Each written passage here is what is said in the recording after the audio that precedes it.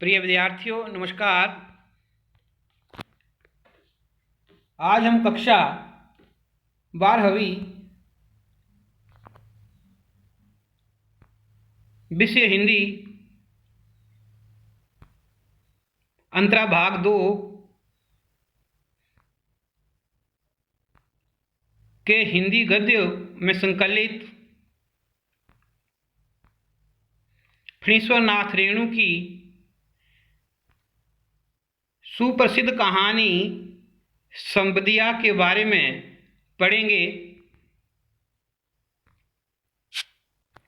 इस कहानी को पढ़ने या समझने से पूर्व हमें इस कहानी के जो महत्वपूर्ण पक्ष हैं उनके ऊपर चर्चा करना अनिवार्य है। तो प्रिय विद्यार्थियों, फणीश्वरनाथ रेणु हिंदी कथा साहित्य के प्रमुख आंचलिक कहानीकार हैं। इनके कथा साहित्य में आंचलिक शब्दों के प्रयोग से लोक जीवन के मार्मिक स्थलों की पहचान होती है। उनकी भाषा संवेदनशील, संप्रेषणीय एवं भाव प्रधान है। मर्मांतक पीड़ा और भावनाओं के द्वंद्व को उभारने में लेखक की भाषा अंतर्मन को छू लेती है। संबदिया कहानी में मानवीय संवेदनाओं की गहन एवं विलक्षण पहचान मिलती है। इस कहानी के माध्यम से रेणु जी ने समाज में एक महिला के लिए अभावग्रस्त एवं वैधव्यपूर्ण जीवन जीने की चुनौती का अंकन किया है। अब हम इस कहानी के पात्रों के माध्यम से समझने का प्रयास करते हैं, जिससे इस कहानी को समझना बहुत ही आसान हो जाएगा। हरगोविंद इस कहानी का प्रमुख पात्र है। एक दिन बहुत बड़ी हवेली में उसे बुलाया गया। हरगोविंद जलालगढ़ का एक संदेश वाहक है। वह बहुत ही भावुक व संवेदनशील है। बड़ी हवेली से बुलावा आने पर वो आश्चर्यचकित हो गया कि आज के समय में गांव में डाकघर हैं, फिर भी उसे बुलाया गया है, तो निश्चित ही कोई गुप्त संदेश उसे ले जाना है। इसलिए वो बड़ी हवेली में चला गया। हरगोविंद को इस बात का आभास हो गया था कि उसे बड़ी बहुरिया का गुप्त संदेश ले जाना है।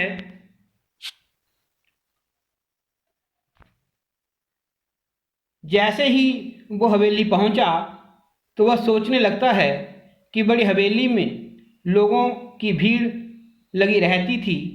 गांव की नायन बड़ी बहुरिया को मेहंदी लगाकर अपना परिवार पालती थी।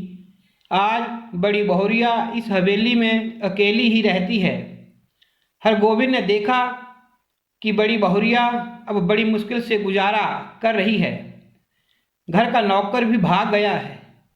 बड़ी बहुरिया अपने जीवन से हार चुकी है, इसलिए वो अपने मायके संदेश भेजना चाहती है कि उसके घर वाले आकर उसे ले जाएं। बड़ी बहुरिया अपने भाई के घर में अपना जीवन व्यतीत कर लेगी। हरगोविंद उसके मायके संदेश लेकर गया, परंतु वो संदेश नहीं सुना पाया। हरगोविंद बिना संदेश दिए ही अपने गांव वापस लौट आया। उसे आत्मग्लानि हुई कि इतना बड़ा गांव बड़ी बहुरिया का पेट नहीं भर सकता। वो उसे अपने गांव की लक्ष्मी मानता है। हरगोविंद बड़ी बहुरिया के संदेश को नहीं सुना पाने के लिए माफ़ी मांगता है।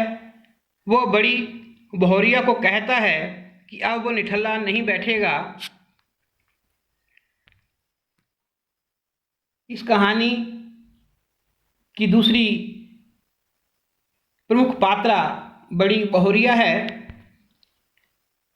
बड़ी बहुरिया संबदिया कहानी की महत्वपूर्ण पात्रा है। अगर पूरी कहानी हरगोविंद के इर्द गिर्द घूमती है तो उसका पूरा श्रेय बड़ी बहुरिया को जाता है। वह बड़ी हवेली की मालकिन है। पति की मृत्यु के बाद बड़ी बहुरिया व हवेली की हालत एक जैसी हो गई है। उधार वसूल करने वालों की पंक्ति हमेशा हवेली में लगी रहती है।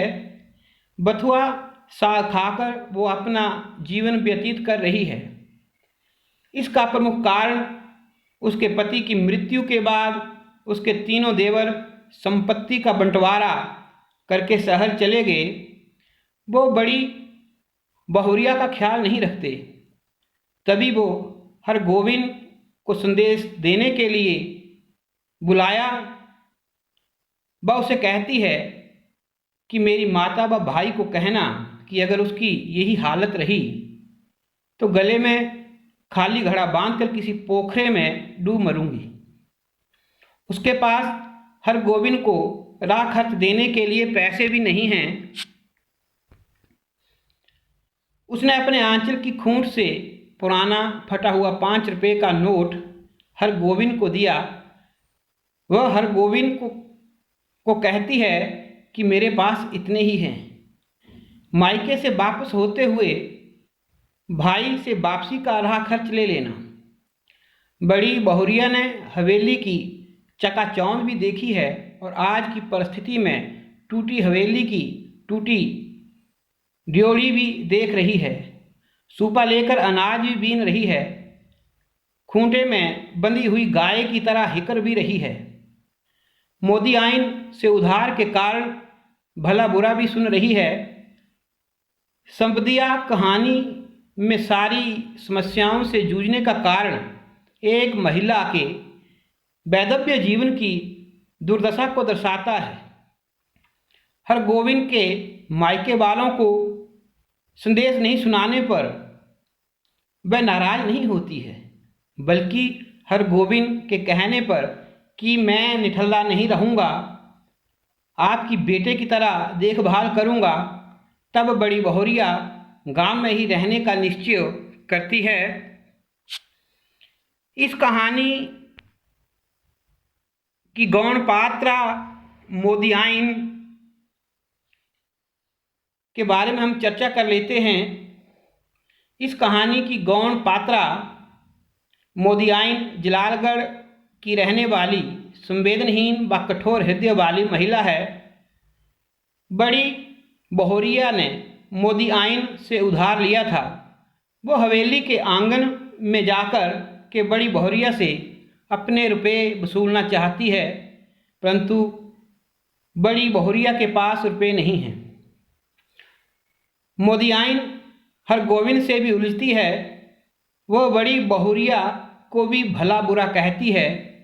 उसका संबंध काबुल के एक व्यापारी गुल मोहम्मद आगा से था, जो कपड़ा बेचने वाला व्यक्ति था और मोदी आइन के घर के ओसारे पर बैठकर दुकान लगाता था। वो कपड़ा बेचती बार बहुत मीठा बोलता और वसूली के समय उनके ऊपर जुर्म करता व दोगुने पैसे वसूलता। गांव वालों ने मिलकर एक दिन उसकी पिटाई कर दी, फिर दोबारा वो जलालगढ़ नहीं आया। मोदी आइन को वह अपने साथ काबुल ले जाना चाहता था। मोदी आइन और गुल मोहम्मद आगा के संबंधों की जानकारी गांव वालों को थी। उन्हीं दोनों के संबंधों को लेकर गांव वालों ने स्वांग किया था। गुल मोहम्मद के नाम से बूढ़ी मोदी आइन चिढ़ जाया करती। वो हरगोविंद से भी झगड़ा करती है। संक्षेप में कहानी के गौण पात्र गुल मोहम्मद आगा, अंधा सूरदास, बड़ी बहुरिया की माता व भाई भाभी आदि हैं, जो कि इस कहानी को आगे बढ़ाते हैं। परंतु महत्वपूर्ण पात्र हरगोविंद, बड़ी बहुरिया, बूढ़ी मोदी आइन व गुल मोहम्मद आगा ही हैं। तो प्रिय विद्यार्थियों, इस तरह से कहानी संपदिया यहाँ पर समाप्त होती है। मुझे आशा है कि आप इस कहानी को पढ़ करके, याद कर करके इसके महत्वपूर्ण प्रश्नों को अवश्य लिख लेंगे। धन्यवाद।